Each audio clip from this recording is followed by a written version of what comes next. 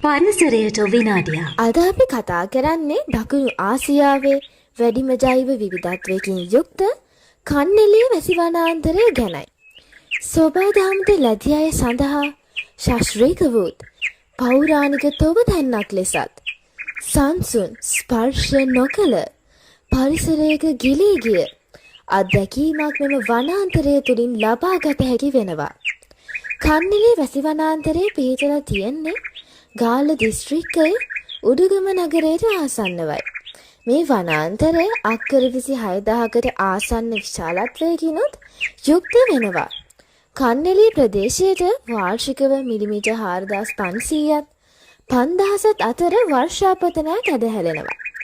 කන්නැලිය රක්ෂිතයෙන් පෝෂණය වන ජල මූලාශ්‍ර අතර ප්‍රධාන දොරවල් 3ක් දක්නට ලැබෙනවා. උඩුගම දොළ, කන්නැලිය දොළ සහ නන්නිකිත දොළයි. මේ දොළවල් වලින් ගින් ගඟ සහ නිල් වලා ගඟද පෝෂණය වෙනවා. ජෛව විවිධත්වයෙන් පොහොසත් මේ වනාන්තරයේ ශාක විශේෂ 305ක් දක්නට ලැබෙන අතර දික්කැන්ද, වල්දෙල්, කැකුණ, තමල, වෙරළිය, හල්මිල්ල සහ හොරවැනි ශාකද, මාගලිය, මල් කුකුලා, සේන කුකුලා, ලයනේ වැනි පක්ෂීන් විශේෂද 160කට අධික ප්‍රමාණයක් මෙහි ජීවත් වේ. ඒ වගේම වැලි පොළඟුන් හැර අනෙක් සර්ප විශේෂද සමනල් විශේෂ 88කට අධික ප්‍රමාණයක්ද මෙහි ජීවත් වේ.